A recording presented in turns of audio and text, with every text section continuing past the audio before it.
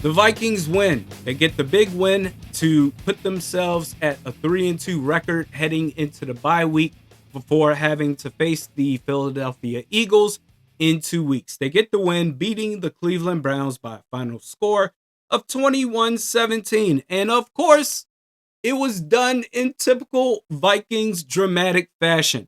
Watching the live stream, we noticed to start the game, we're like, where's Jordan Addison? Where is he? So then while commentating during the game, during the watch party, I looked up on Twitter, Kevin Seifert, you're the inside man. What's going on? And he said, Jordan Addison has been benched in the first quarter. It was a coach's decision. And I'm sitting here like, what did he do? What did he do? I'm so sick of this dude. You just came off a 3-game suspension. You had because of the DUI last year, and then your first offseason speeding like crazy because, oh, my dog, he needed help. No, he didn't. I'm so sick of this dude. We might need to trade him. He might be a diva. And then he came into the game and instantly made plays, making the play of the game on the final drive, where down 14-17, Jordan Addison scores a touchdown, putting the Vikings up 21-17 with 25 seconds left to go in the game. And later, I saw after the game, Kevin Seifert's updated reporting that Addison got benched in the first quarter because he missed a walkthrough at some point this week.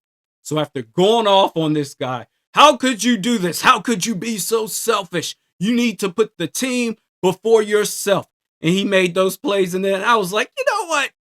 If you want to go exploring in London once in a while, why are we going to be tough on this guy? As if I wasn't just tough on the guy.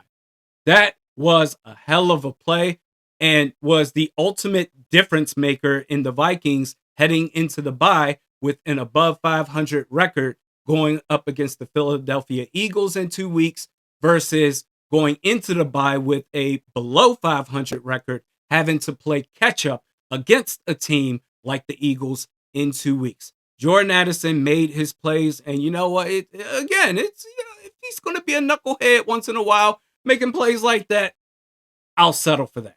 That's fine. Justin Jefferson is the ultimate cheat code, especially considering the fact that the Vikings committed 7 penalties, they committed 2 turnovers, and they only converted 3 out of their 9 third downs. It certainly helped that the Browns were worse in all of those departments, with the Browns committing 10 penalties compared to the Vikings 7. While the Browns didn't commit any turnovers compared to the Vikings 2, they were far worse in their third down conversions. 3 for 15 was Cleveland compared to 3 for 9 for the Vikings. But for Jefferson, the difference maker that he is, 7 catches, a $123, it's good to know that after the Vikings got off to a good start, it's good to know that when they get into the muddy parts of the game where the offense is oftentimes stagnant, it's good to know that you have these 2 special receivers that can instantly change the outcome of a drive, especially if you're behind in the downs, second, third, and long situations, that you have these receivers that can instantly flip the course of any given drive. The offensive line, I thought for the most part played pretty good, especially when Darisaw was out there, but Blake Brandel at center could be a solution, a long-term solution, certainly a solution for this year with Ryan Kelly.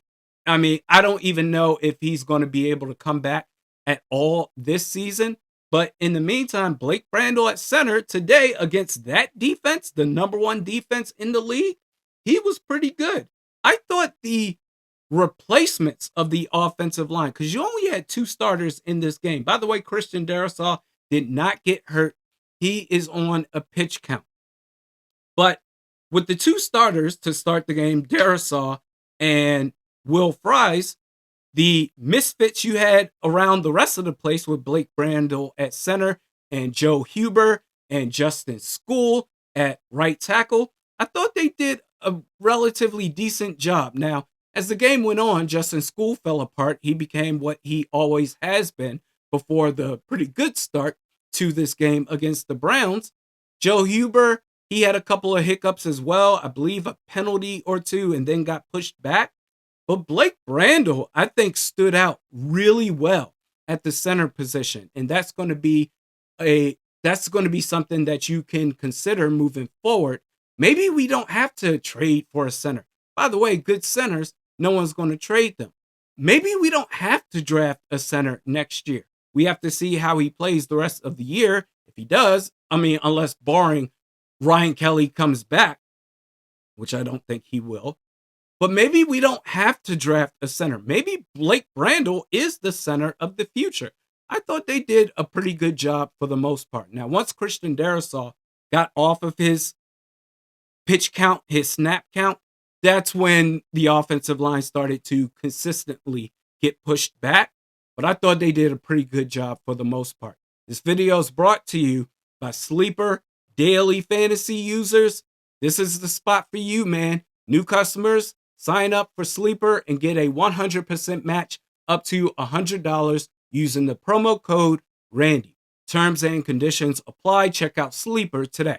Carson Wentz had his typical Carson Wentz type of game where he had his ups, he had his downs.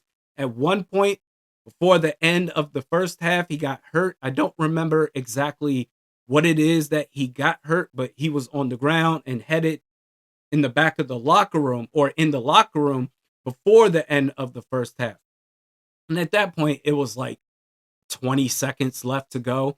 So the Vikings weren't going to do anything at that point anyway. But I thought that there was a chance that Max Brosmer was going to come in the game to start the second half and carry this offense. But Carson Wentz, he was able to tough it out and finish the game the rest of the way. The defense, the run defense. I mean, that is where apparently this defense is going to struggle. That the Browns had much success against the Vikings run defense. Quinshon Judkins got over 100 yards rushing, which really is unacceptable in my opinion when you consider the fact that they were also playing their rookie quarterback in his first start. You know they're not going to put too much pressure on that rookie quarterback in his first start, that they are going to put a heavy emphasis on the run game. That should have been pre-planned. You should have been able to see that coming. But they went off on the ground. Edge containment was an issue, as well as tackling. In fact, tackling has been an issue all season long so far. But they got the job done. 3-2 going into the bye. That's a much better position than being 2-3 going into the bye. Typical Vikings fashion win. All the drama you want or don't want, you are going to get. We will see you next time.